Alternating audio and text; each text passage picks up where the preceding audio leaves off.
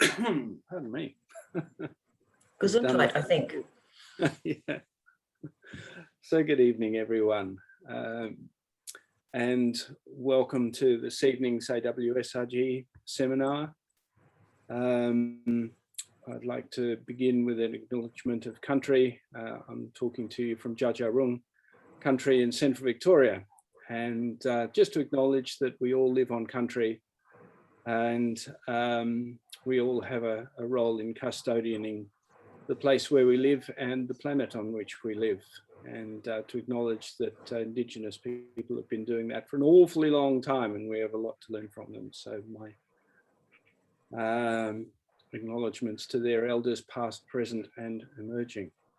So this evening I'm really pleased that Michelle Maloney is going to be speaking to us about the rights of nature, earth law and earth jurisprudence, which is an awfully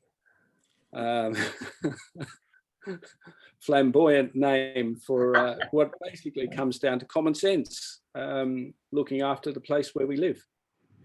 And so what we'll do is I'm going to hand over to Michelle in a very short second.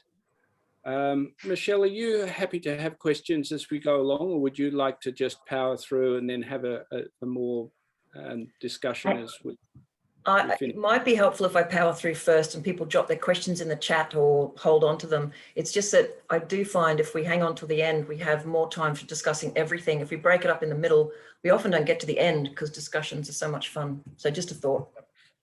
Yep, no, look, I'm happy to do it that way if everyone else is. And look, I'd encourage both Michelle and everyone really to throw this discussion fairly wide because it really is such an important subject.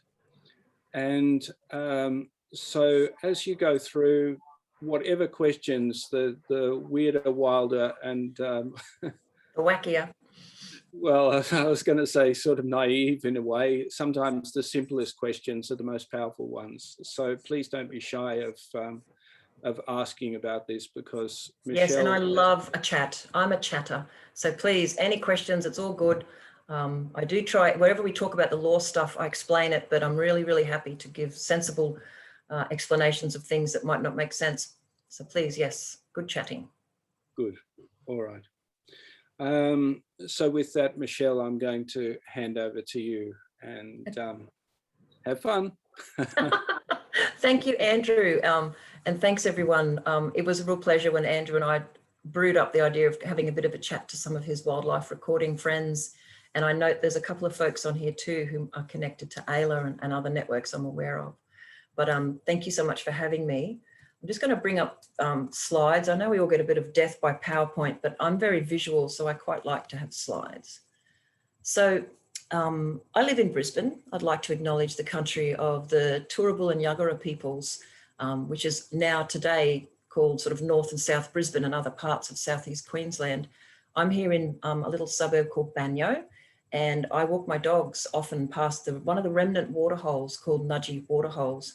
And I'd like to acknowledge the Indigenous peoples of this continent, all of the peoples, but particularly those peoples on whose land I live, work and play. I have deep respect for not just the caring for country elements of Indigenous culture, but their remarkable governance system.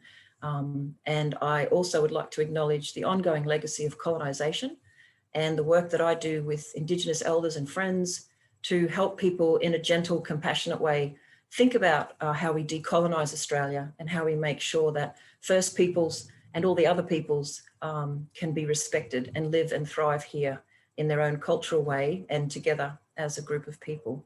And I guess I'm really proud that the waterhole I live near has still got remnants of Turrbal language. The Nudgee waterhole I discovered with great excitement when we moved here. Nudgee actually means black duck, and a nearby suburb is Nunda. And that's the meaning for the Turrbal word for waterhole. So I actually live near Nudgee Nunda, the black duck waterhole, and there are often black ducks on there. So it's very lovely. What I talked about with Andrew and what I hope people are expecting is what I'm going to do is give sort of a brief introduction to this big flash thing called Earth jurisprudence. And as I talk about it, you'll see that it's exactly as Andrew says, complete common sense. It's about earth-centered ways of organizing ourselves and working together and interacting in the world. But the reason it's so tricky to do in modern Western or industrialized societies is that for nearly 2000 or more years, we've moved away from an earth-centered way of being into a very different realm of thought and action around being human-centered. So the theory of earth jurisprudence is actually just a handy little umbrella to hang a whole bunch of other concepts under, including the stuff that we work on in AILA around law, economics, education, ethics, and other things. And then I'm hoping that I can efficiently go through some of that intro material and talk a bit about what I think is a pretty cool concept, very, again, common sense, earth democracy, the notion that all of us are earthlings and that all of us should have an equal say and an equal obligation to care for particularly our local places, and why some of the work AILA does challenging the systems that dominate, the systems that leave out Aboriginal peoples, the systems that leave out other non-Indigenous communities in the decision-making that affects where they live and the places they love. So I'll come to that as well. And as I mentioned already, I do love a good old yarn. So please do jot down questions or pop them in the chat. And let's make sure we have some time at the end for that. Oh, I always put this slide in because I forget to mention me.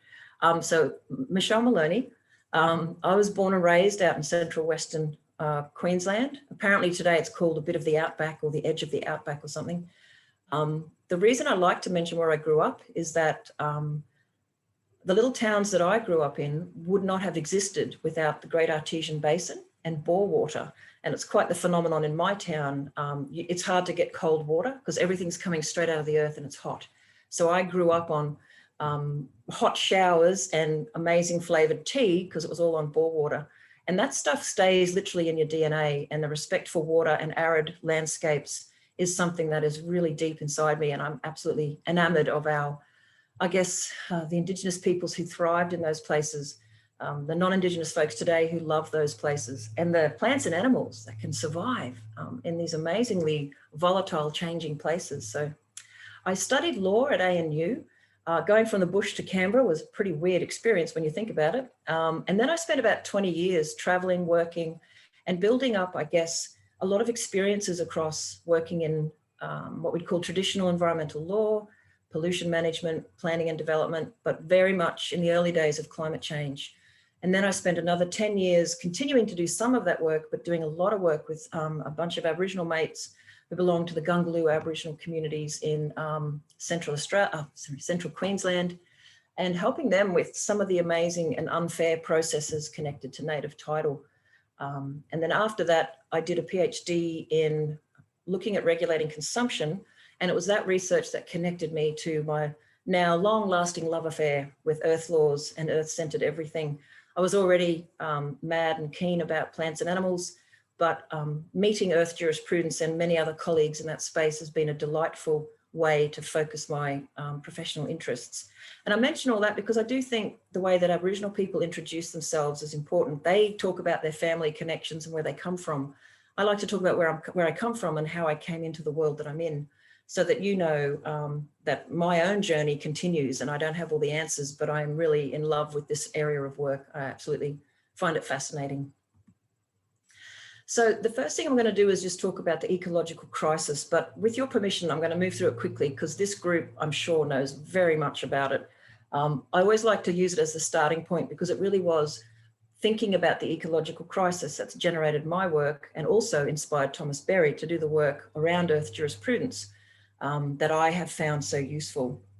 This big ball of weird concrete, I love this image because I'd spent probably 20 years working on environmental issues before I came across earth jurisprudence. And I found, particularly in the legal profession, that all of the legal stuff that was trying to be enacted to support the environment was very fragmented and disjointed and confusing. And sometimes it helps to find a framework or an approach or a theory of change or whatever, or a cause that helps you stay focused. Again, I'm really not going to talk to these slides if that's okay. I think most of you know this, but the big thing that is a concern is the huge consumption and production of the planet, the patterns that we've brought in over the last many hundreds of years through cultural mindsets that are thousands of years old. And I'll talk briefly about some of that.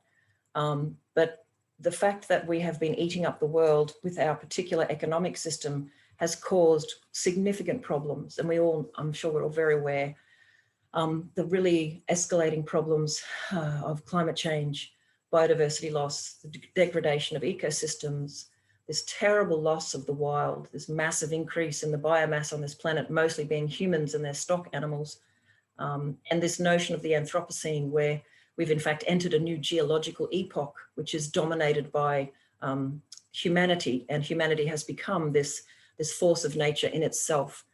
All of these issues are interconnected, and whereas in the early 80s, when I started as a student exploring these issues, many of these issues seemed far away. Now they're looming, and we're right in the middle of it. We're in the heartlands of it, as we've seen through the escalated bushfires, the flooding, the weird weather, lots of things that are happening that are deeply concerning. I always mention this slide because it's mostly, if you're not familiar with the concept of planetary boundaries, all I'll mention is you might want to Google it and look it up because it's really, really useful. Back in 2009, Will Steffen and Johan Rockström from the Stockholm Resilience Institute and a bunch of others, it's a really huge project. For the first time in Western human history, we're able to quantify the processes that keep planet Earth in the Holocene, the kind of the safe operating space. In fact, that's what the article was called, massive research project. I won't talk too much about it. If you know about it, you probably know how it works. If you don't, do have a read. But it's the first time that scientists were able to say, all of this stuff has to happen together as an interconnected Earth system, and we can now articulate what we need to do to pull ourselves back into the safe space. People like Kate Raworth, who then turned planetary boundaries into donut economics, are really part of the zeitgeist in trying to rethink the economic system, and I'll come back to it in a minute. But the problems that we're seeing, the destruction of planet Earth, it's really important to remember that the destruction of the planet has not caused a flourishing period for all of humanity. We are seeing the greatest levels of inequality between peoples that we've ever seen in all of human history.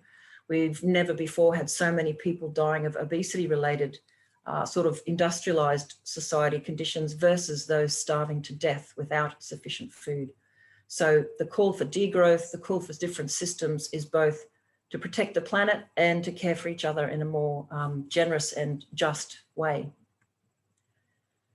How did we get here really, really matters. And I'm not going to, again, I'm just giving a little skip across before I talk about the positive stuff that Earth jurisprudence and other Earth-centered approaches are bringing to the table. But again, if you've already thought about these things, you've probably done a lot of reading. If you're either new to it or haven't done much of the long-term history of humanity, then even these 5 or 6 dot points are useful, because when I teach, particularly in universities with young'uns, what I find is they often look at neoliberal economics in the 1970s and 80s as the rise of the market-based, really mean, nasty, individualistic system. But that was built upon hundreds and hundreds of years of European expansionism and extractivism mindsets. The Great Acceleration after the 1950s is a term used to explain after the Second World War, we had this terrifying perfect storm of really new technology and a mindset that said we can keep using up the Earth. And in a minute, I'll show you the graphs that show that our problems really escalated in the 1950s because of this. The European Industrial Revolution is a huge marker in humanity's shift and change, particularly in the escalation of the extraction of coal and other fossil fuels. But I always point, in addition to that, to the mindset of my ancestors who got all excited in the late 1500s in Europe and decided that they didn't have enough and they had to go and get more of whatever it was. I'm being flippant, of course. And so the age of European empires did 2 things. It picked up European ideas and values, which at that point were very hierarchical and materialistic, and took those ideas to other parts of the world. The impacts were dramatic and in often places devastating, whether they were treating non-white human beings as property or whether they were destroying other people's ecosystems. But some people argue that you have to go further back into Middle East and European history to really see where the shift started, and that's large-scale agriculture. So these issues are all very interesting because other cultures didn't do or have these kinds of patterns. and they took a different trajectory. And so at this point in time, we have a lot of different examples that we can look at to organize ourselves and to respond positively for nature and ourselves. Again, if you're familiar with the Great Acceleration, you'll know that there is tons of science showing that after the 1950s, our extraction and use of resources went through the roof, literally. If you look at any of these graphs, you'll see, and Will Steffen and others at the Climate Council, I can thank them for this incredible, almost too easy thing to point to and go, this is why we're in a bit of trouble. You can see that everything from pollution in the ozone to forest loss to domesticated land, all of these things just went up exponentially.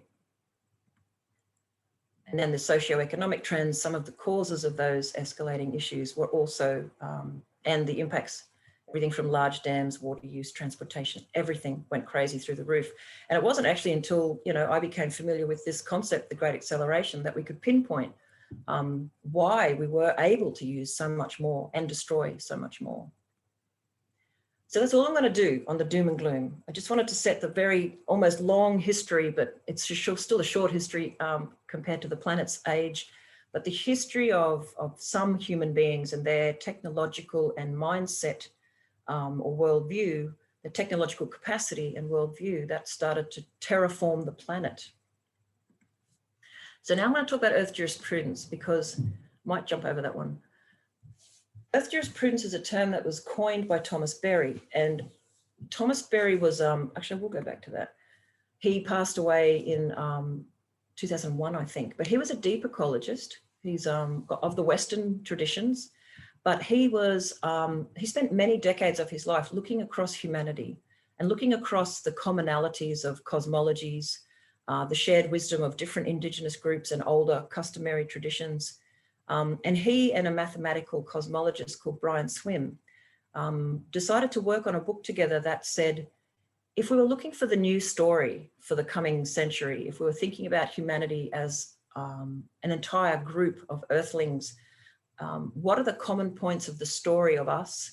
And particularly for those in the West who perhaps, whether it's through the Enlightenment and a lack of religion, or whether it was because science explained so much, had kind of lost the story of how they fitted into the world.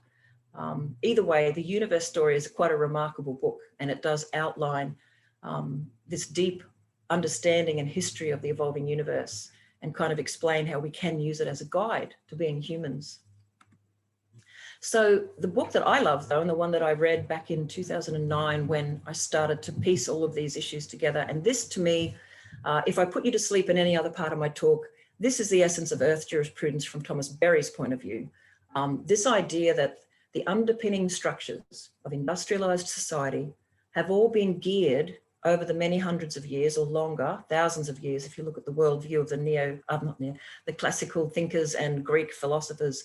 But some of the big institutions and structures in our system are so human-centered and so focused on building minutiae that are also human-centered, that what we can do is unpick all of these and think about Earth jurisprudence as a way of saying, the only real laws on this planet are the ones of the living world. We are part of the living world. Let's restructure our societies to fit within the way the living world works.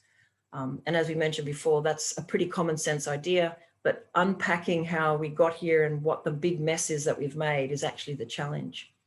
So back to this slide, Thomas Berry suggested that if we look at all of these, what he called the 4 fundamental establishments that control human affairs in the Western industrial system: law and government, economics, universities and education, and religion.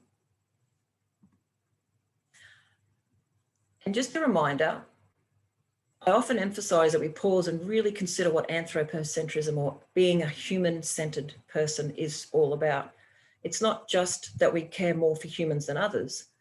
Anthropocentrism was built into certain cultural beliefs, attitudes, and even some interpretation of religion. And it really is all about human beings being the central point or fact of the universe, the final aim and end of the universe, that all of the evolution or all of creation was done for us. And also the idea that the earth simply exists to satisfy the human. Many people interpret the Christian Bible and even sometimes the Quran as stating thou shalt have dominion over the birds and fish and sea or whatever, whereas others will interpret it differently. But nonetheless, if you look across the last 2,000 to 3,000 years of thinking, warring, conflict, trading, and extractivism in our culture, it's actually very, very different to a lot of other cultures around the world who are much more relationist, interconnected, and steady state, kind of a steady economy rather than burning it up and moving on. I'm going to jump here. So in a nutshell, Earth jurisprudence calls for us to examine the root causes of the current ecological crisis and shift our governance systems from this human-centered, hierarchical, only valuing nature because of our recognition in an animal of its similarity to us through intelligence, sentience. We shift from that mode to the mode that most scientists would advocate for too, as well as Indigenous people, and any thinking and feeling Westerner, this notion that we are merely another biological organism in a collection of biological organisms that themselves are so interconnected that we wouldn't have oxygen if trees didn't have a waste product called oxygen. Certain systems wouldn't exist if another system hadn't kind of eaten their waste or produced waste that they eat. This constant interaction between all species, the whole system. It's remarkable, it's beautiful. So far, we haven't found another planet like us anywhere that we can reach. So it's pretty special. So the argument of Earth jurisprudence is very simple. Let's restore our understanding of our place in the world, and let's live our lives both with a reverence, not a religious thing, but an enjoyment, amazement of nature, and also to ensure its endless regeneration. So what I'm going to do now is just quickly talk about, and how am I going for time? Am I all right? Yep. Sorry, you're on mute. Well, it's 7:25, so. Cool, okay. What I might do is just maybe 10 minutes or so with a really kind of potted version of, let's look at those 4 elements that Thomas Berry talked about, law, government, economics, education, and just see a little bit of our own background, our own sort of big picture cultural mindset, and what we can do to turn that around. And when I get to it, I'll also talk a bit about rights of nature.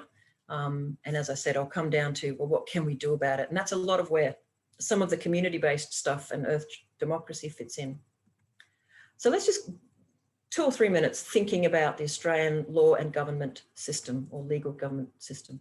This is a map of the British Empire in 1801. It's actually pretty much the same as when the Brits, other than the bit that Australia was discovered, when the British reached Australia, they brought with them many things: people, ideas, animals, and disease. But the main thing to realize when we look at law and government is the system that the British Empire brought to Australia in 1788 was not just an English legal system. It was part of an imperialism and colonization project. So Australia was seen as merely an outpost for British ideas and supplying trade for the Brits and others. And as we know, being a penal colony. So to put the people that weren't of value to them somewhere else. And it's really important to remember that the legal system that came over in 1788, we are still connected to it through the common law, through hundreds and hundreds and hundreds of years of the common law that emerged in the medieval period. And the fact that our legal system still refers to the Crown is very telling, because despite efforts to become a republic, modern day Australia is still connected. And although we have complete autonomy as a nation through many legal developments, I always find pointing to the fact that if you commit a crime and you go to court, it will be the Crown versus your name. And that's a great reminder of our heritage, both colonial, hierarchical, top down, all the things that I've got on the list here, which I should speak to. So our legal system came from Europe, came from the Brits, came to Australia. The new colonizers drew straight lines, mostly up and down across places. They named many of the places after kings and queens and royal people and famous people back in the homeland, the motherland.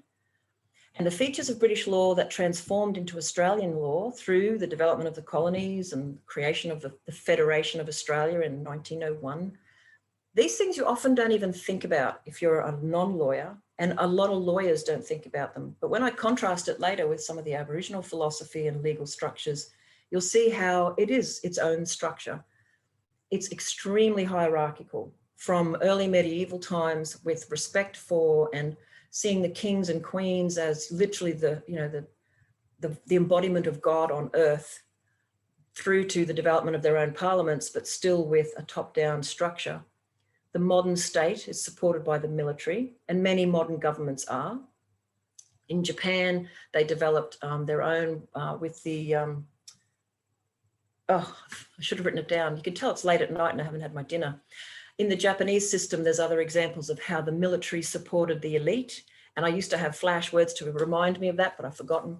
It was very, very, very patriarchal. So remember, in 1788 and in the 1800s, right up until the early 1900s, the system was controlled by men.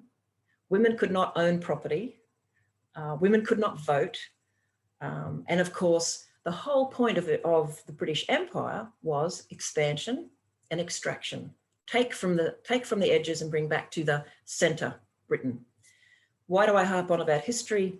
These attitudes are very much alive and well in some sectors of our society today. The ones who argue to keep the monarch, the ones who argue for cultural superiority quietly in their own embarrassing kind of racism, and things like the White Australia policy, which thrived in our political system for years, decades. All of these things emerged from that mindset. The flip side, of course, is some awesome other ideas came into Australian society, and we are still one of the most egalitarian, fair, whether you call it multicultural or diverse communities in the world. So what I want to just quickly talk about now is the earth laws side of an analysis. So I'm going to talk about the law from the Western legal system versus what earth jurisprudence says. In the current Western legal system, human laws are the highest authority. It doesn't matter what nature tells us. We basically do what we want in many instances. An example is given once about the European Union that put a fishing quota on a certain species of fish, and they just set the number, and it happened to be higher than the actual population of the fish at the time. So our laws aren't always connected to or reflective of what we're actually doing and using. And the really important one that I'll touch on for rights of nature is that in our system, nature is simply a commodity. It's property. It's for human use. It's either land that can be freehold or leasehold, but if anything happens, it reverts back to the Crown because the Crown owns most of it. In fact, it used to own all of it until it started to recognise Aboriginal rights. And the other thing is it's not just land, it's many aspects of animal use, etc. Animals are simply seen almost the same as a chair, just property of a human being. And the other thing that our legal system does, which is kind of weird and unusual when you think about it, is it allocates rights to human beings. That makes sense. But it also allocates rights to these entities that are as fictional as a unicorn. They're called corporations, and they have extreme power in today's society. But all they really are is a bunch of people working together to achieve a goal. A corporation is not a real thing. It's a social construct. We've made it up and we've given it immense power. They are, I remember someone likening them to a vampire because they can live forever and they can never die, because even if the human beings pass on, the entity can live for a very long time.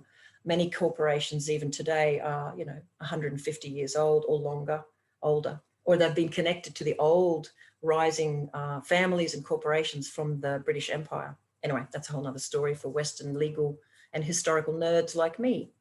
The other thing is the current Western system absolutely in all aspects promotes a pro-growth ideology.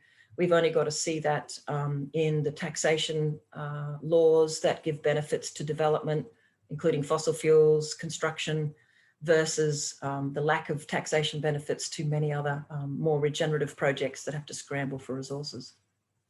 And the flip side, what Thomas Berry would say is earth jurisprudence or earth-centered laws are all about saying we have to fit within the actual operational constructs, the operational rules of nature.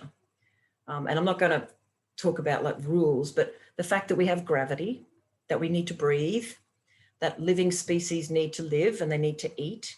All of these interactions are really, if you look at them, they're ordered, they have a structure, and wise communities worked out how to live within them so that they didn't trash the joint and have to leave and find a new place to live. So the great law, Thomas Berry calls it that. Aboriginal people call it the first law. This is really cool. People like Anne Paulina talk about first laws. The law is embedded in the land. That first law is the template for all of our interactions as human beings, but we must first abide by our obligations to care for country. There's some lovely similarities. And of course, Thomas Berry was inspired by Indigenous people. They kind of got it right first, and the West is using earth jurisprudence and other ways to look back and go, what did we used to do? And what do other cultures do? How do we do this better? So I'll finish on that slide just by saying that it's in here that the rights of nature as a concept started to get much more traction. Thomas Berry certainly didn't invent the concept, but he started to talk about it in a way that a lot of other people picked it up. The other two things I just want to mention is that within earth jurisprudence and follow-up ideas like wild law and other things, the idea of living within ecological limits is critical. It's obviously part of these great laws, but also earth jurisprudence talks about human beings as the earthlings who are, as one part of this community of earthlings. And that really our systems of law and governance should not be so dominated by one way of thinking.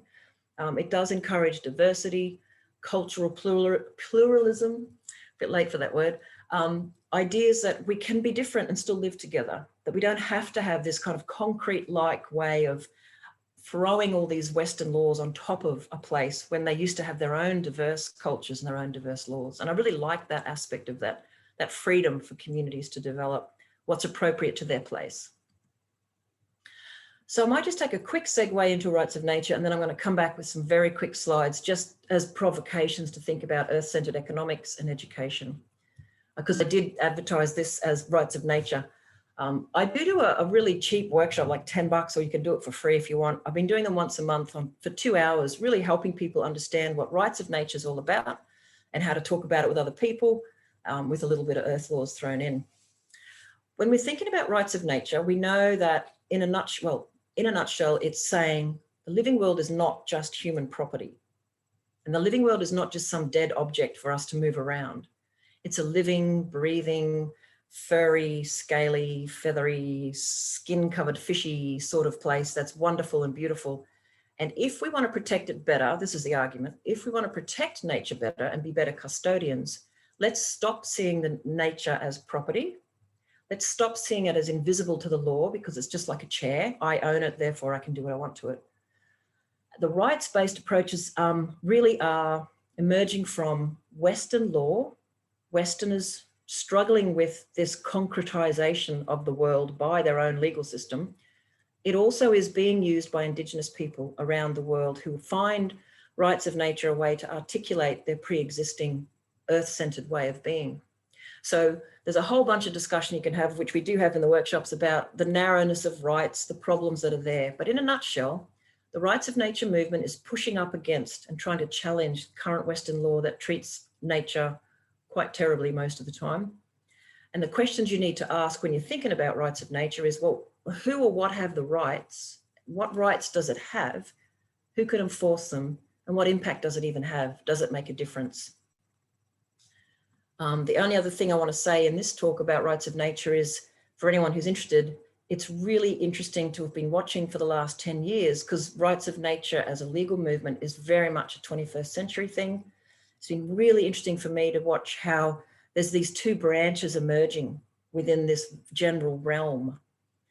So if you start from the trunk of the tree, the notion that nature is not property is not new. But what happened is that in the early 2000s, 2008 in Ecuador, we saw on the right-hand side this branch coming where rights of nature was respected or recognized across a whole country. Just a blanket law across the whole place saying nature has rights to exist. And then we saw in New Zealand a very specific legal construct being used, this legal term of legal personhood. And these are actually played out in their sort of full legal consequences, very different ways to try to protect nature. And if you want to find out more, please get in touch and feel free to join a workshop, or I can send you some reading or stuff like that. But it's fascinating. It's inspiring a lot of people to look at the world differently. And it's been very interesting to watch as a lawyer, really caring about what goes on in this space. I'm not going to talk to all of that. So back to this. Earth jurisprudence talks about governance. It's not just law. So we call it earth laws, but we use that as a short word because jurisprudence can freak some people out. But we're really talking about all of these governance systems that Thomas Berry and earth jurisprudence call us to pay attention to. So very quickly, because you get it. I mean, if I'm explaining law, we shift from one way to another. Economics, there's some great things happening too. So I'll just touch on stuff. When you think about the economic system that came to Australia in 1788, again, it was embedded in the ideas of empire and trade. I mean, the good side of that was it was an exciting time for those who were explorers, discovering what they thought were new things when meanwhile people were already there. But the economic system was very competitive. We knew that all of the European powers were constantly vying with each other to win the next piece of land or the next whatever trophy that they could find on the planet. The economic system that we saw developing in the 20th century took some of the basics of trade, the basics of Western political theory or international relations, and turned it into this whole crazy straight lines, diagrams. And in the 80s, I'm jumping across gazillions of schools of thought. We saw the rise of neoclassical economics, which in a nutshell took everything of value and tried to commodify it and turn everything into something with a money value so we could sell it and buy it under the belief that a market system is more efficient. But what we're seeing, and has been wonderful to watch over the last 20, well, actually, what we're seeing, I won't give it a time frame, is since the 60s and 70s, we've seen an explosion of alternatives in the law with the emergence of environmental law in the 70s, but also in economics with steady state economy as a concept developed by Herman Daly and others, the emergence of the more broad scale ecological economics, and this century with the birth of the planetary boundaries concept, and I'm drawing a circle there in case anyone wonders why I'm waving my arms around.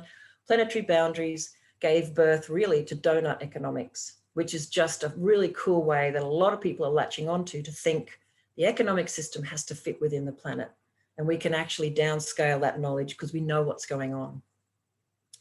So what we're seeing is if Thomas Berry called for folks to really rethink the economic system, a lot of people are trying to do that. And certainly the work we do inside AILA, we've auspiced the beginnings, well, we've auspiced for 4 years, the birth of the New Economy Network Australia, which now has thousands of people connecting and talking about grassroots economics, talking about donut economics, and really talking about what kind of future they want and what the system should look like, and really complying with this wonderful book written by, I think it was Jenny Cameron. Anyway, I can refer folks to it, Take Back the Economy. And it's a really great book. And it segues nicely when we get to the Earth democracy, because taking back the economy means realizing that all of the jargon and all these flash diagrams that people develop and the language that no one understands, it's all made up and most of it's wrong. The idea that we are rational human beings only making choices based on our understanding of the perfect situation, all of the right information and the financial value is wrong. And the community economies model shows an iceberg, which is really cool. It shows that the money economy is just at the top. If you go underneath, what you really find is the love economy, the babysitting, the neighbors sharing a mower, people going out and doing other things, all of the activities that actually make up the real economy of human beings doing stuff. And what we would argue in AILA is the most important thing for any economic system is for human beings to pay attention to the fact that we are just one of many species inside the Earth community, and we should make sure that our economic activities nurture rather than destroy the living world and its capacity to regenerate. It's just basic common sense. Education, I won't talk to too much, but there's an image of some really happy kids. You'll see that they're all boys. A lot of people argue that the education system, the schooling system that was developed during the time of the Industrial Revolution saw some kids taken out of the kinds of work houses and the working world at young age and put into a system that was really only educating them so they could be more appropriate employees for all of the big factories owned by the elites. It's a slightly terrifying vision of what it really was. But even today, people condemn the narrowness of education, not just because it focuses on humans and human needs, but also because it really rewards and focuses on a very narrow area of learning. And anyone who's had a kid who maybe doesn't like to sit still for 6 hours a day and read and write, but would love to be outdoors building things or helping people or babysitting, I think you know what I mean. The fact that our systems really reward a narrow realm of knowledge, achievement, competitiveness. There's all these critiques that we don't even teach our kids how to collaborate until they get to university and have to work on shared projects. There's competition, the grading system. The biggest thing that Thomas Berry talked about is that our education system spends an awful lot of time teaching people how to extract our engineering degrees, our economic degrees, our banking, finance. It's all about taking, selling, very rarely putting things back or caring for country or changing the way we do stuff. So gearing our education system to be truly earth-centered is a remarkable thinking exercise, a daunting challenge, but it's something that many, many, many people are doing. And it's actually a very exciting area. And as we can tell from this massive hole in the ground, there are other ways to develop ourselves, to work in an economy, than to just destroy swathes of it and hope we can put it back together later. And I love this quote from, well, there's 3 quotes really, but Vandana Shiva talks about economy nicely, because for anyone who doesn't know Vandana Shiva, she's a remarkable woman in India, and her institute called the Navdanya Institute talk about earth democracy, the rights of the seed. They challenge corporations who try to own elements of life. And as she says, in nature's economy, the currency is not money, it's life. Whenever we engage in consumption and production patterns which take more than we need, and I would say more than we give back, but also more than we need, we are engaging in violence. And we need to reinvent our eating, drinking, moving, and working in our local ecosystems and local cultures. Above all, we need to subject the laws that govern production and consumption to the laws of the planet. And that's very much an articulation of Earth jurisprudence, but in her own way and in her own cultural analysis. So that is my brief, very brief skirting across what Earth jurisprudence means. It critiques the current system, but it also offers a wonderful starting point to weave together all the existing awesome things people have been doing for a long time to care for the Earth, and help us as a platform to jump off into a better future as well. And certainly it's something that literally keeps me awake and wakes me up in the morning with great enthusiasm, is how do we work together? How do we collaborate and design things so that we don't fail to manage our relationships with the living world? We actually thrive by caring for all of this stuff and still having an awesome life as a human being. I'm just going to go straight to Earth democracy, because I think I've talked quite long enough. The reason I wanted to bring in Earth democracy, and I don't always when I talk about Earth jurisprudence, is AELA has been developing. We respond to the kinds of communities who come to us and who we look out to and see are doing terrific work, and think, how can we band together to do more together to really push for systems change?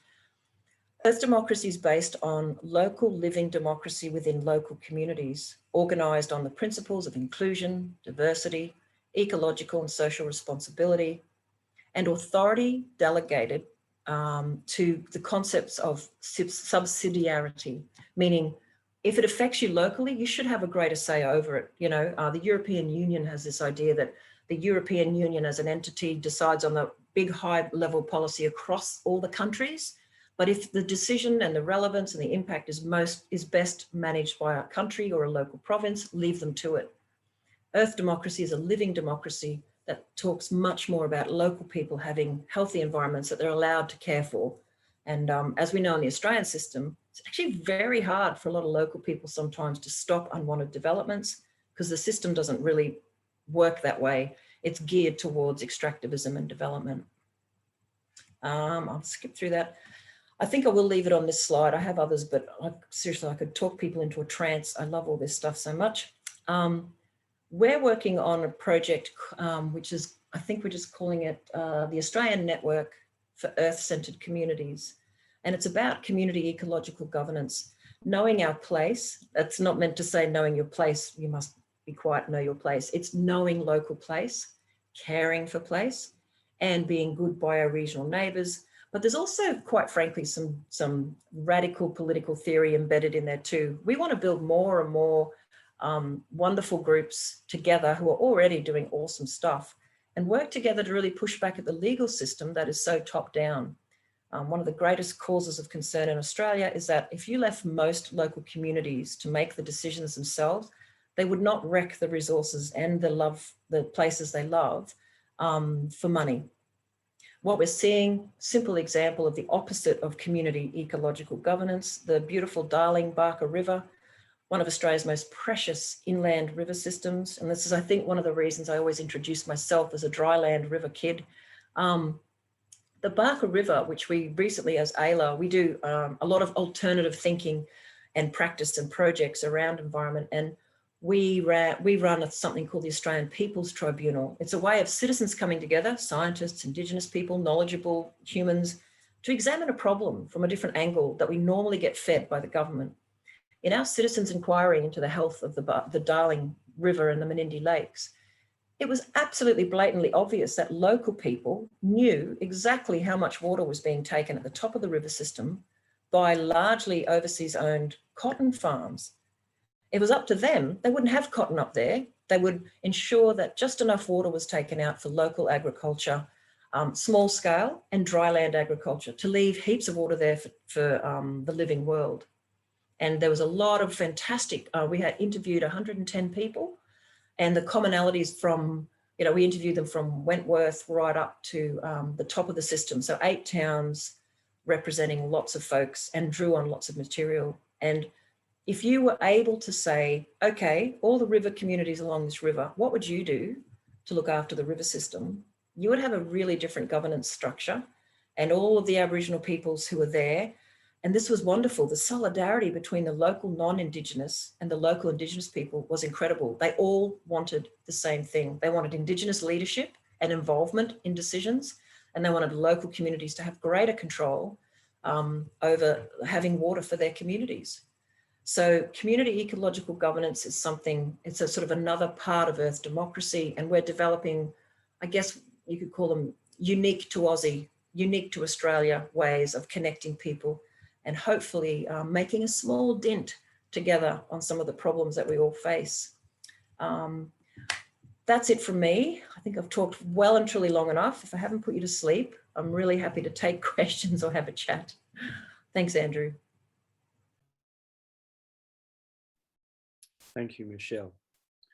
Yeah, it's a huge area, isn't it? And I can hear you trying to condense so many interesting areas. Look, everyone, please fire your questions off. I'll just start with one, Michelle, and correct me if I've sort of got my shoe on the wrong foot here, but it seems it happens often. So it seems to me that Indigenous law is as much about education as it is about law, whereas for us, we have a very punitive system that basically says, well, these are the things you shouldn't do, you'll be punished for, but you can do anything you like after that, and we call that freedom. So can you just talk to this issue of freedom and responsibility and the role that law plays in shaping the culture and performing an educative function, a guidance function, a mentoring function, I suppose? I can certainly try, Andrew. And yeah, some of the contrasts between the systems are almost so radical, but there's a lot of commonalities, but there are some that are so radically different. It takes you a while to get your head around them. So responsibilities is an interesting one. I just want to share screen again and bring up the map of Aboriginal Australia. Please bear with me. I'm actually currently working on a book with the incredible Indigenous elder, Mary Graham, and we've been exploring, sorry guys, I just want to put the map of, where is it? There it is. I just want to put this map up because it shares what Mary has taught me.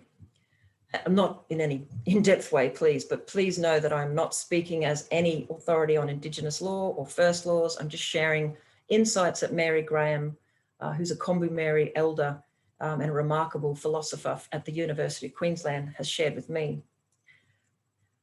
She talks about this governance structure as being, think of it as a massive continent covered with local councils. Every single language group had different clans and little sub areas, but in any of those blobs of color, and I am just a humble non-Indigenous person, so I cannot pretend to know the extent of all this, but in any of those nations or local language groups, they were all very different. They had their own dreaming stories. They respected different perspectives. They saw the law as what we might call today ethics. The law was very hard and very strict. They had incredibly deep protocols, rules about who could marry who, where you traded, how you traded, the proper way for doing all of your daily tasks, whether it was hunting or dancing. And Mary Graham says that if you were to break it down to a pan-Aboriginal, meaning the whole lot, what were the commonalities? Something called the relationist ethos. All beings, all things were interconnected and had an obligation to care for each other. She says that the perspective was the land created us. We literally emerged from the land. Therefore, we are forever obligated to care for it. And that offered the template, compassion, empathy, respect, and obligation to care. That offered the template for human societies as well. So the point you've picked up on, Andrew, is an interesting one. This idea of obligation and responsibility is deep inside Aboriginal culture, to each other and to country. I think it's so easy to simplify things and to demonize our own culture. And please forgive me if you've gotten that idea from me. That's not what I'm saying. I love Earth first.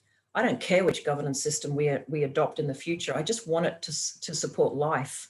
I don't want to see all the animals and plants disappear. I don't want to live in a world with cattle, sheep, and pigeons. I don't care for perfection. I just want something better than what we've got now, where I see endless communities in shock and horror as their governments allow new mines to open up, swaths of landscape to be destroyed, rivers to be drained, as if we have somewhere else to go. So I think the differences in our legal system, the worldview, the mindset cannot be underestimated. I spend day in, day out talking to people and working with people, and I still work with well-intentioned, progressive people who think human-centered. They still think that the way to start the whole shift is what a human vision for a better future. Actually, it's not, you know. It's where do you live? What are you using? And can this place sustain you? Like, get real, don't just dream it.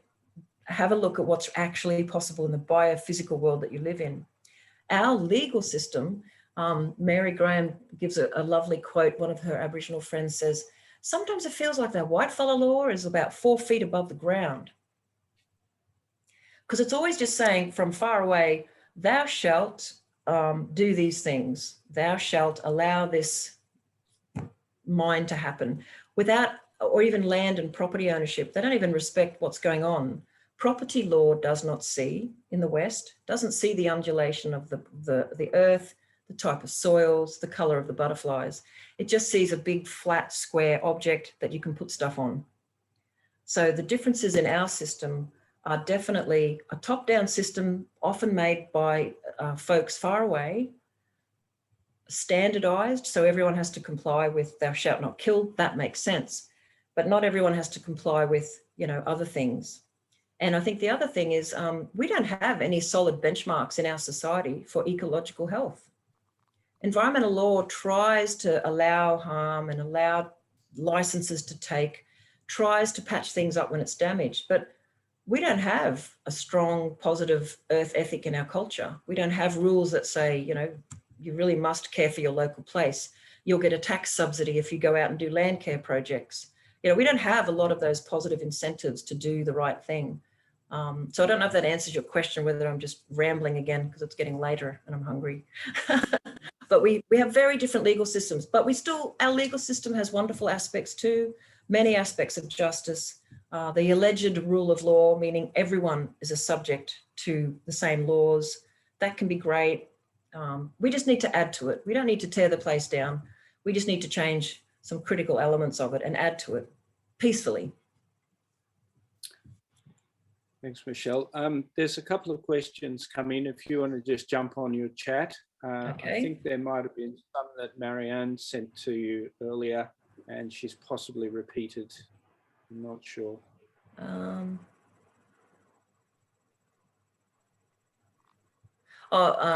She's mentioned that something else that appears to be left out in Western thinking are the rights of future generations. Great point.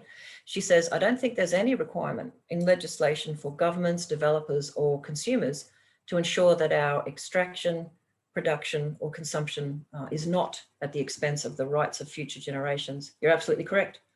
Back in the heyday of ecologically sustainable development in 1992, after the big international meetings in Rio, they came out with these really excellent statements about what we should do. It's a very long time ago now.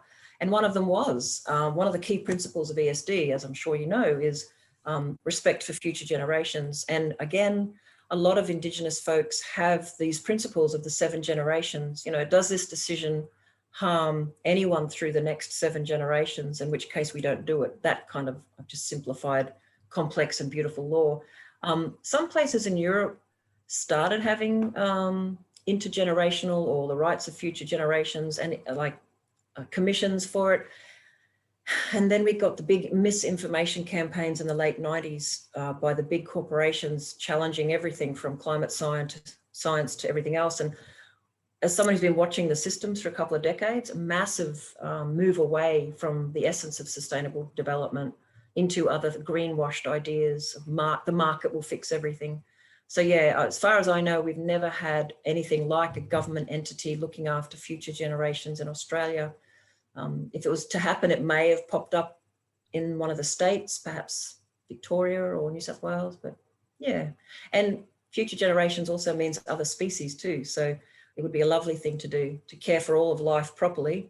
And look, to bring it back to the simplest way of thinking about it, someone, rightly said in the Rights of Nature workshop, we wouldn't need to tie ourselves in all these legal knots and try to invent new things if we actually had a culture that just saw the living world as really precious and important.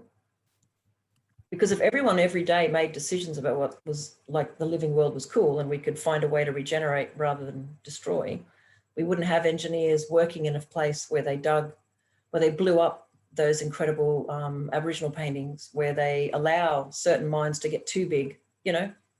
Even 200 years ago, some of the smaller coal mines out at Ackland and others were small enough that the community thrived and the environment wasn't actually destroyed too much. And then the scale of things changed. So there's a lot we can do. So I think there's another comment maybe. Yes, a couple of questions from Sue. Oh, actually, hang on. Oh, very good. Thank you. I couldn't see them. Nadeem also said, thanks to the group for letting me listen in, and thanks, Michelle, for a clear and energetic presentation, especially late in the day. Oh yeah, baby. Thank you, Nadeem. I think he had to jump off. Sue, the principles of ESD underlie our Federal Environment Protection and Biodiversity Conservation Act, sadly named, otherwise known as the EPBC Act, and the concept of sustainability is normative. Why aren't our governments acting as if there's a future? Oh, great question. And just before you go into that, there is an earlier one from Sue that might dovetail in. Oh, there it is. Interested in teasing out the idea of subsidiarity versus global commons. Not being local is also used as a reason for excluding people who care about it. Yeah, good one. All right, let me start with the other one first. I'll just go back to it so I can read it. The principles of ESD underline our Federal Environment Protection Act. Yes. Again, Mary Graham and I have talked about this a lot. She says, why do we need rights of nature if we just had a law of obligation on everybody, And it's a question to ponder. So let's just think about it for a minute. Rights-based approaches in the West, and I will come back to the sustainability, but rights-based approaches are very popular in litigious societies like the US, places that sue each other endlessly, because it's a very individual way of saying, these are my rights, stay away, do not infringe on my rights. One of the critiques is, where's the collective support? Where's these are our community obligations to do things. In ESD, ecologically sustainable development, there was this, a massive movement in the mid 1990s. And there's a huge, I actually did part of my PhD on this.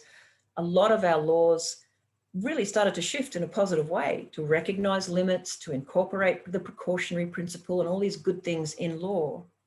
But what we've discussed, Mary and I, is these two things. Having an obligation. So you've mentioned that it's a normative objective, or it's a way of saying thou shalt be sustainable. But having that kind of objective in our kind of legal systems, really hard to enforce, because the laws are made far away.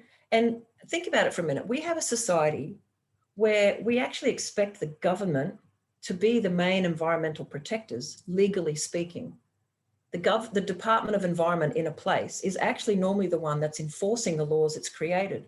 But if that government is run by people who don't prioritize it, and I'm being really polite here, are lobbied by big mining interests and others to not enforce those laws, then of course they're not going to do anything about it.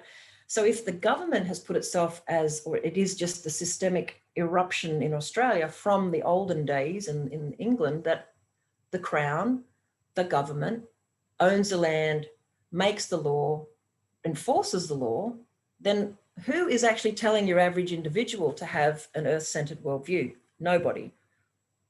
So the flip side is, in Aboriginal cultures, they were smaller, they were small societies, clans, and then the larger family groupings were often, even the biggest family groupings were hundreds or thousands, not millions.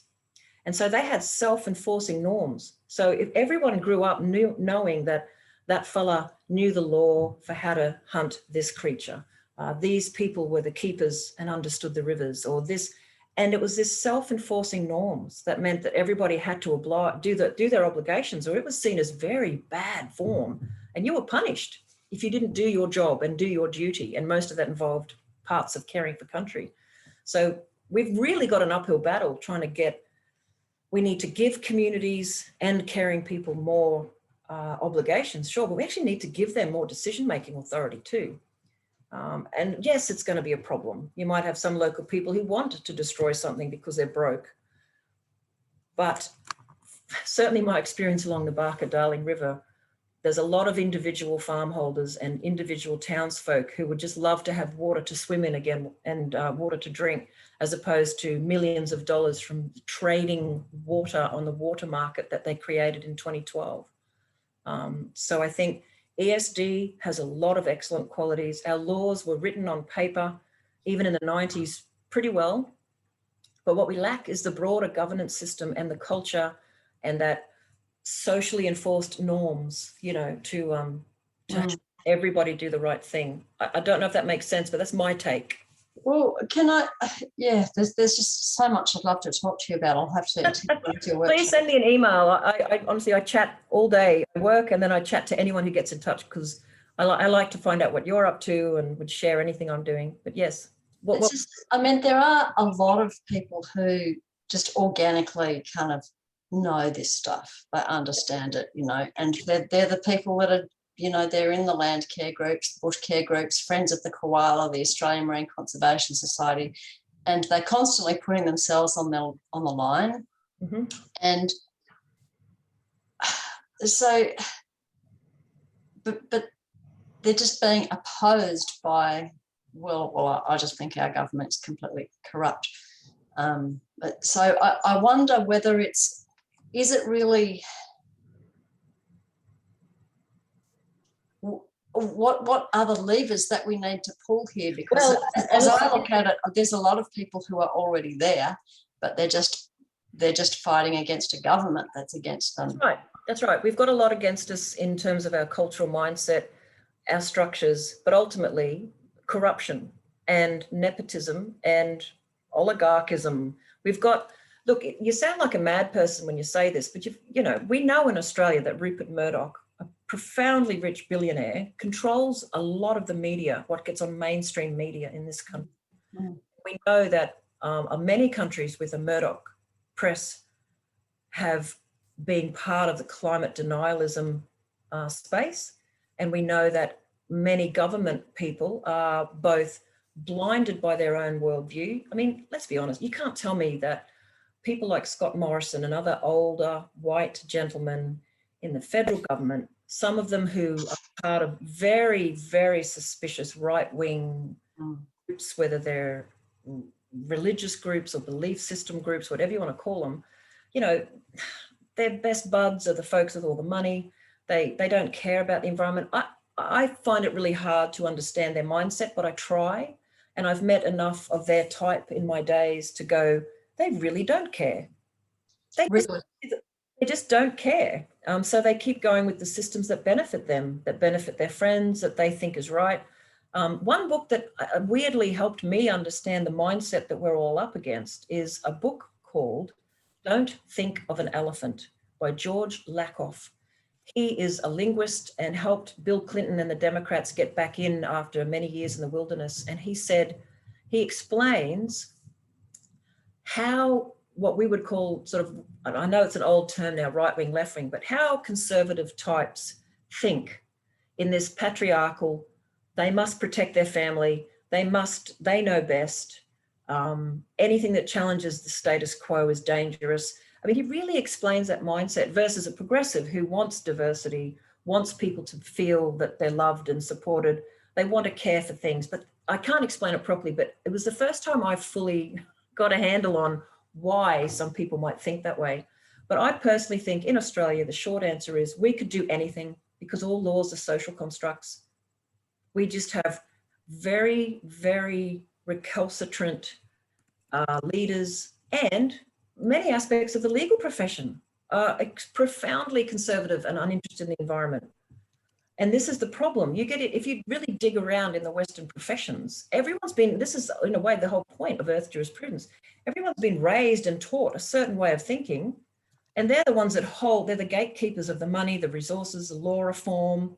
Your average citizen doesn't know how to change a state law or a federal law. They might advocate on project or issue, but it sort of seems complicated. And that's why to us, shifting some of those systems at the same time as building Earth democracy, and that might sound like a flash, I'm just saying more and more people actually saying what they want and how they want to do it in their local areas.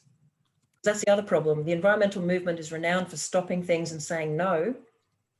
And one of the reasons we've been actively involved in the wellbeing economy conversation is it's time that we actually banded together and talked about how we want things to be, and offer viable alternatives to the current system, and bring more and more young leaders in to challenge these old-fashioned notions. You know, we need to be earthlings in the 21st century, and a lot of our leaders are still ruling with a mindset built in the 1950s, I think.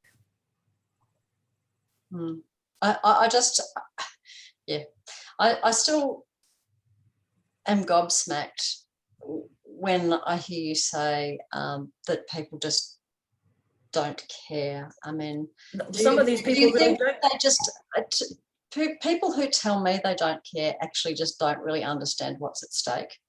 Have you ever sat in a meeting with mining executives on one side of the table and Aboriginal elders on the other side of the table? Well, I actually worked in... Anyway, look, I actually think there might be other questions. I'm sorry, but I will tell you right now, when I have sat in that room years ago with Igungalu, I know exactly what some of those men wanted. They wanted access to property and they wanted to get out of the place and fly back to Brisbane or Sydney. We worked with them for years and they never changed and they never cared. You just have to accept. And if you don't, you will be using the wrong tactics because some of those people don't matter. You have to change the system around them. It doesn't matter what they think. It matters who's in those positions and how we move those positions. That's simplistic anyway, but that a lot of these people don't care. You can't tell me that deep down every single human being cares. They really don't. Most do. I'd say 99% of humanity cares, but what are we left with? The 1%. And they don't care. Now, where's my next question? Are you helping me, Andrew, or am I just doing this by myself? No. Look, did you want to go back to Sue's earlier question? I think Sue's had some good traction there. I think we might talk to Nikki. Or Roger. Nikki has said, in the US, we have seen the youth suing the government. Yep. Could a youth group do the same? They're trying. Yes, the short answer is yes. But just remember, that the legal system is made up. It's all made up. None of it's real in terms of, it's not a tree. It's not there. It's just ideas. And what we see, you might have heard a really, really terrific case in the Netherlands where they call it the agenda or the agenda case. The communities took a case, challenged the government for not acting sufficiently on climate change, and they won. The only reason they could do that is the legal system there has laws that say the government shall care for its human beings and has, you know, a right to a healthy environment or whatever. When laws are written, they have to create the hooks that people can then use the law to develop a case. The problem in Australia is it's really, really hard because of our British heritage and our common law system. There are no laws that explicitly state that our government has an obligation to keep the environment healthy for us. Shocking, right? Right now, our wonderful environmental defenders officers, so there used to be multiple, they've all merged together. So EDO, they have been trying for 7 years on a whole range of different litigation tactics. They challenge the Ackland coal, they've been challenging Adani. They use every hook they can find in the current legal system, and they're trying to grab new ones as well. So could youth challenge the Australian government on climate change? Yes, theoretically, but they have to find the hook in the law, or another thing that's lacking in our system, a progressive judiciary. People in the English common law system typically look to law or previous decisions called precedent in the common law to make their decisions. What we need are some activist judges to say, and Judge Brian Preston, who's the Chief Justice of the New South Wales Land Environment Court, has started to do a little bit of this. So it's sort of possible, but a lot harder here than in other places. And a lot of cases that get to a certain point get thrown out of the court because there's not enough, they don't have the grounds for actually taking that case further. I wish I could remember the EDOs running two really cool cases. One, I think young people are taking the Queensland government to court based on the new Human Rights Act, but there's no right to a healthy environment in that act, but they are trying to take them there, something about the right to life. They're challenging Adani based on the right to life, but linking it to climate change.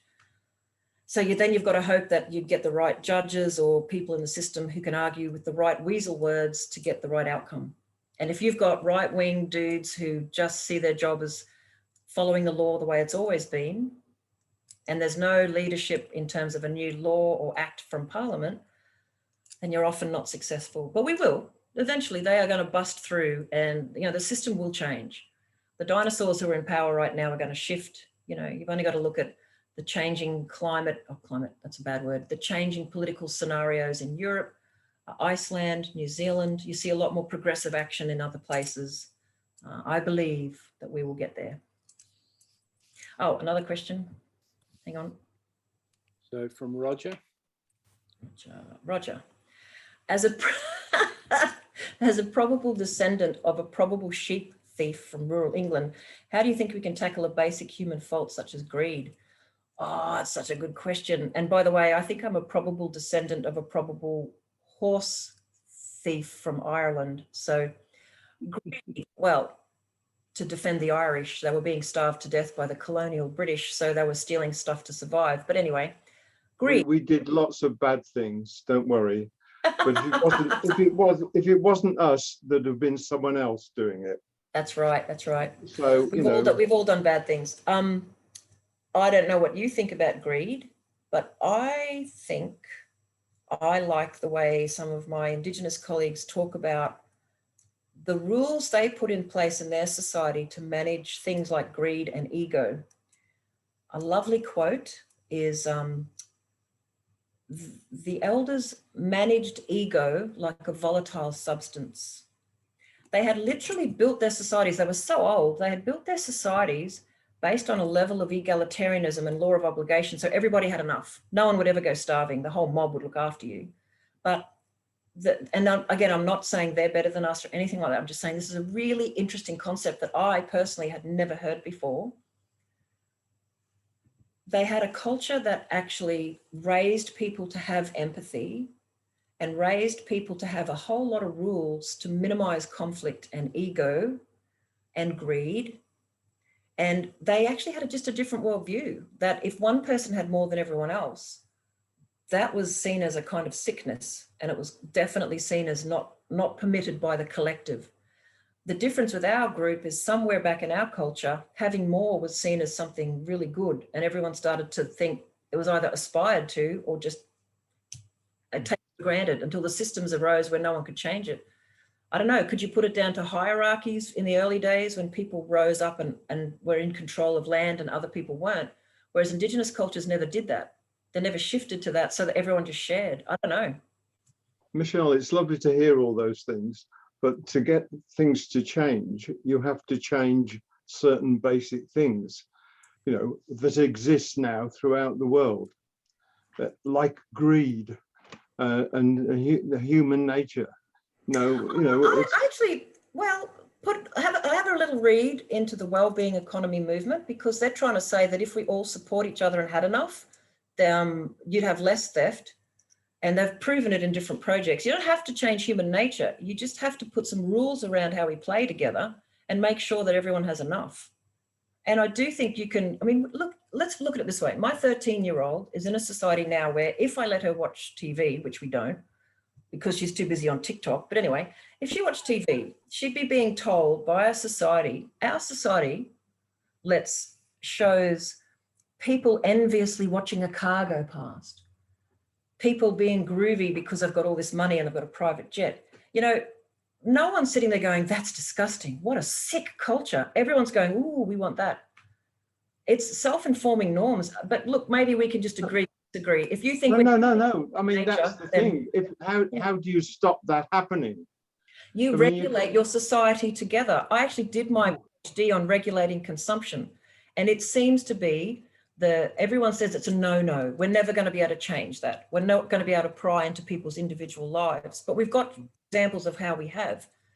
If you dig in deeply enough, you will see the triggers that support certain behaviors in our society and triggers that stop it.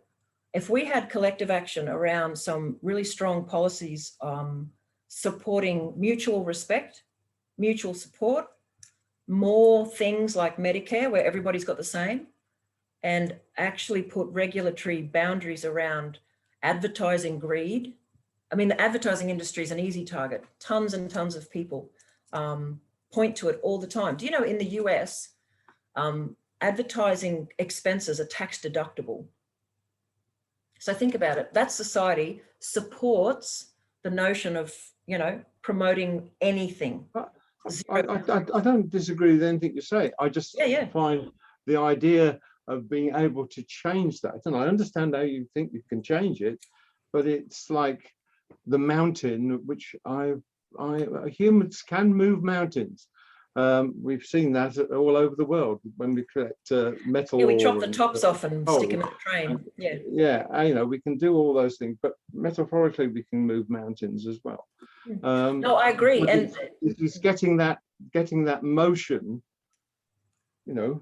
Yep. You probably, you know, you just going. But if you just dabble a little bit in the kinds of grassroots economics initiatives that are out there, the building of cooperatives, the rise in worker co-ops where everyone's equal and everyone has a share in that industry, the rise of community gardens, community land trusts, shared title over eco-villages, admittedly a middle-class thing, but still good. There are ways that you cap and create structures that support a less greedy way of being. And as I said, the Indigenous cultures had rules about managing ego, you know, and my Aboriginal mates today call it the crab in the bucket. If there's a bunch of crabs in the bucket and someone rises too much, they pull them back down. And that's the difference. They pull them back down. In our culture, we let them rise and rise, and then half the folk think that's the way to be and they want to be like that. I don't have a magic wand. I don't know how to change it, but I do believe you can indoctrinate your own community into caring for each other the same way that you can indoctrinate your community to think Big Brother is worth watching. Yeah, well, you could start obviously by indoctrinating, and I don't like the word indoctrinating anyway, your own children. And as you know, you can teach them, you can let them see, you can do all those things without indoctrination. I was being flippant, Roger. It's just a choice of a word. It's okay. Thank you for answering talking. I enjoyed your talk immensely. Thank you. I am now going to wrap up, I think. I'm just going to mix up some concrete or go and buy a new super smashing car. I haven't worked out which one yet. No, I'm not. Don't worry. I'm going to mix up some concrete. Look after yourselves. Yeah, see you later, Roger. I'm just wondering whether you could quickly discuss the push to make ecocide a crime at the International Criminal Court. That seems like the kind of move that might really have a global impact on governments and corporations. Sure. The simple version is, right now there's an international campaign to change an existing piece of international law called the Rome Statute. The Rome Statute is the thing that says genocide's an evil crime and it's a terrible thing. Ecocide has not been deeply defined yet, but basically it refers to a massive scale of harm that causes permanent and long-lasting damage to the inhabitants. And the concern for folks is that although people aren't technically allowed to do that in wartime, it's actually legal to damage anything you want in your own jurisdiction right now. So the international campaign is to make ecocide a crime in international law. If it goes through, it could create some pretty cool changes. The problem is the campaign is hindered by the fact that most nation states do not want to recognize that law because they will all be under scrutiny. So at the international level, what the Stop Ecocide International campaign has been doing is trying to find enough nation states, for example, the Pacific Island nation states who are really, really threatened under climate change, to actually push for this amendment, and it may well get through. Ecocide is like the criminal side of rights of nature. Rights of nature is primarily looking at civil law, which is people interacting, planning, property law, a whole bunch of other things. Criminal law is still fundamentally governed by the state, the nation state. So if it's an international law, nation states will have to comply by making their own laws if they want to fit into that, or they sign up to that kind of agreement. At the moment, 10 or 12 nations in the world already have, ecocide on the books in their legal system. Most of them are former USSR or Soviet states. As far as we know, they're not using it much as a tool, but they could. And the only other aspect perhaps to consider about ecocide, so firstly, if I didn't make it clear, I think it's great, go for it, but it's not the only thing that, like, it's not one stop fits all. Ecocide campaigners say that it really is the kind of the panacea, the cure for all things, but there's still a whole bunch of other stuff, but it would be really cool. The only other problem with a lot of the way that some of the lawyers define it is it would primarily be a tool to actually take an individual inside a corporation to court and charge an individual with ecocide. There's no way to actually hold a government to account for ecocide, which I think is really weird.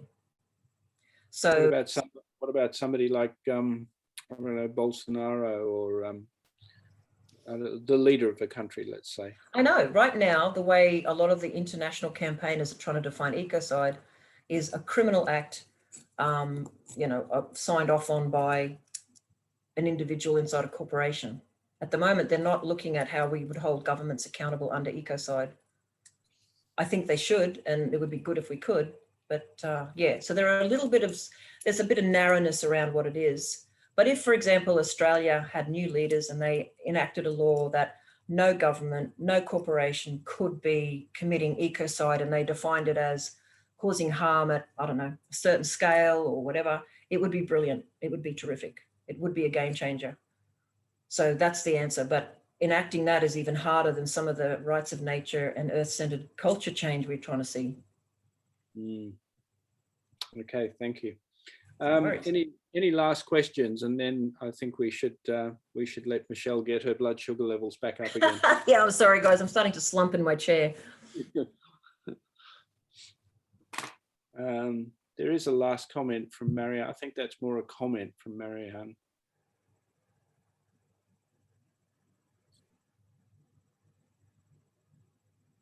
Have you got it there, Michelle? Yeah, I'm just trying to find it. At the bottom.